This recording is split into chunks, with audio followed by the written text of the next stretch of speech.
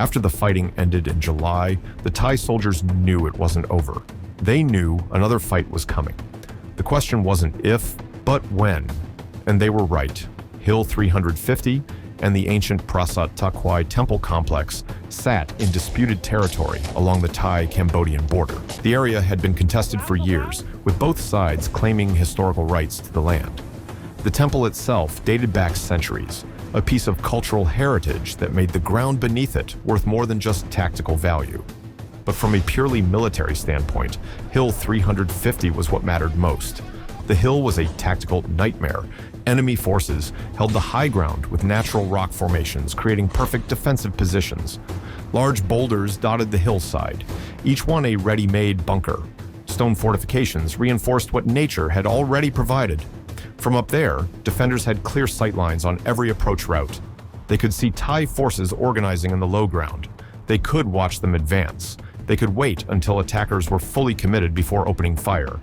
It was the kind of position military textbooks describe as nearly impregnable when properly defended.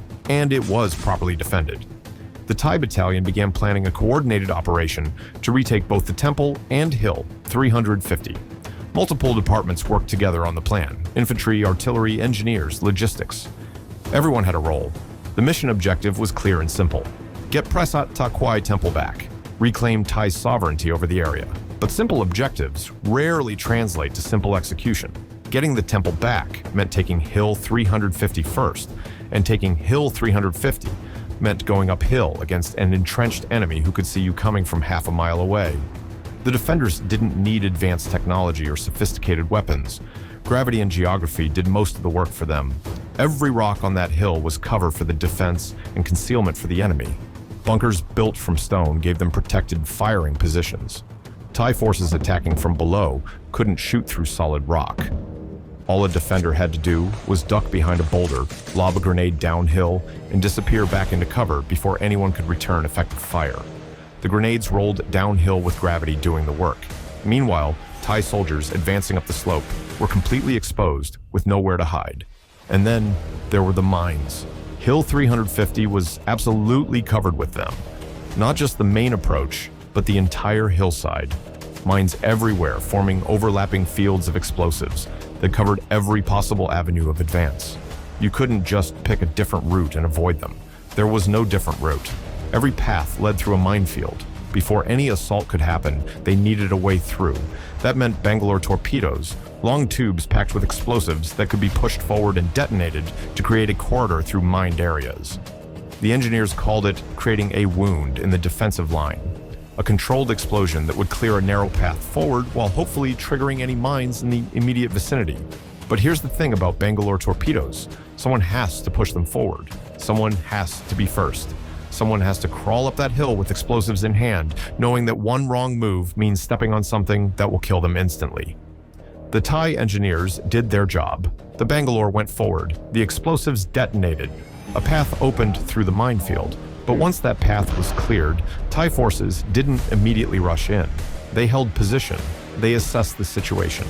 They made sure everyone was ready for what came next. This wasn't a hasty attack driven by adrenaline and bravado.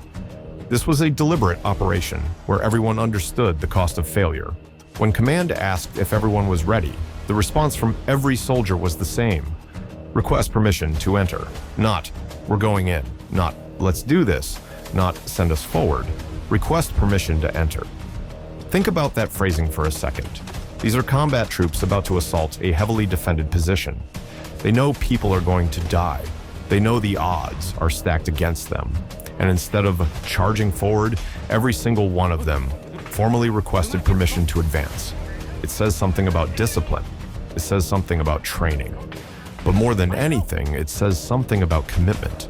They weren't being ordered forward. They were asking to go. The lead assault team moved in first. Out front was the shield bearer, carrying a ballistic shield that might stop small arms fire, but definitely wouldn't stop a grenade. He was the first man walking into the kill zone.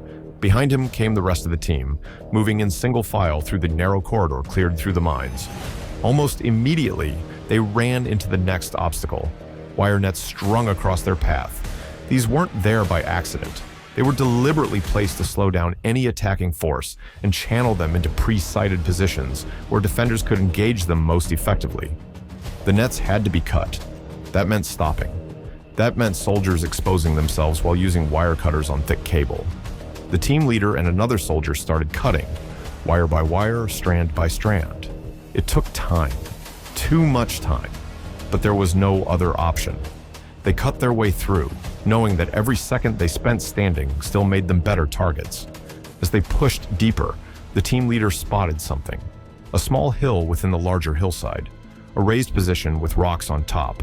He marked it mentally as a likely enemy position, but kept moving. The team behind him provided suppressing fire toward that spot just in case. Then the grenades started coming. Not one grenade, not two.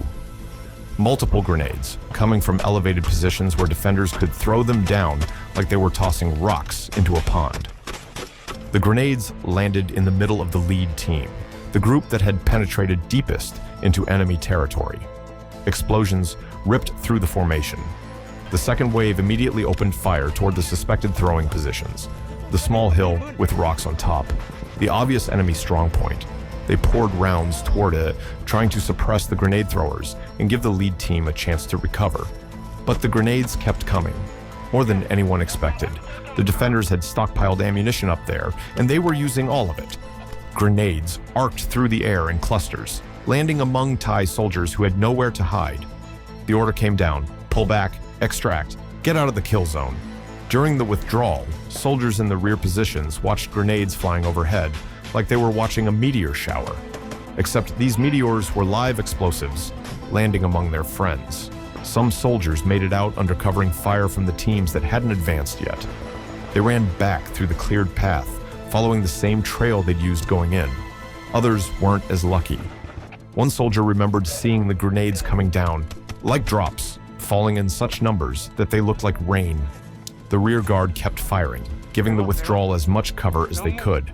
Some men ran out safely, some stumbled out wounded, some didn't come out at all. They pulled back to base knowing exactly what they'd face the next time. And there would be a next time. That was never in question. Back at the base, in their defensive positions, the soldiers talked about it. They talked about it every evening. The same conversation every single day. What went wrong, what they'd do different, what they'd do the same. They knew the mission wasn't complete. They knew they had to go back. Because this wasn't just any hill. This was Hill 350. This was Thai territory. The entire nation was watching what happened here. The outcome mattered not just tactically, but as a symbol of sovereignty and national resolve. The soldiers made a pact among themselves. No matter how hard it got, no matter what they had to face, they would complete the mission. They would plant the Thai flag on top of Hill 350 and reclaim the territory that belonged to them. They would tell their children and grandchildren that when it mattered most, they didn't back down. Even if it meant going back into that same meat grinder that had just chewed them up, the plans stayed the same. They would clear a path through the mines again. They would advance up the hill again. They would cut through the obstacle nets again. And they would keep doing it until the mission was complete and the Thai flag flew over Hill 350. When they went back in, the fighting cost them. 4 soldiers killed in the first major assault, 2 more in the follow-up operation, 6 men total. Each one of them had volunteered to go forward. Each one knew the risks. Each one requested permission to enter that kill zone.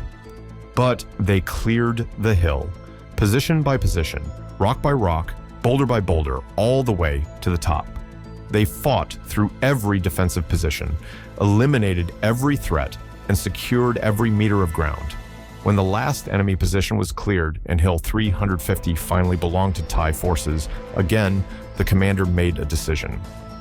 They weren't just going to occupy the position and call it a day. They were going to make a statement. They raised the Thai flag. The commander wanted everyone to know what those 6 soldiers meant, the ones who gave their lives to reclaim Thai sovereignty over this ground. He wanted their sacrifice to be remembered. He wanted the flag to stand as a testament to what they had done. The soldiers who survived, the ones who had cleared the entire hill and made it to the top, stood there looking at that flag. They thought about their friends who didn't make it. They thought about the conversations they'd had every evening. the promises they'd made to each other. As the commander put it, the entire operation, everything that happened on that hill, was their New Year's gift to the Thai people. 6 lives exchanged for sovereignty. 6 soldiers who asked permission to enter a place they knew might kill them, and went in anyway because the mission mattered more than the risk. That flag still flies over Hill 350, and the 6 men who made it possible are still remembered.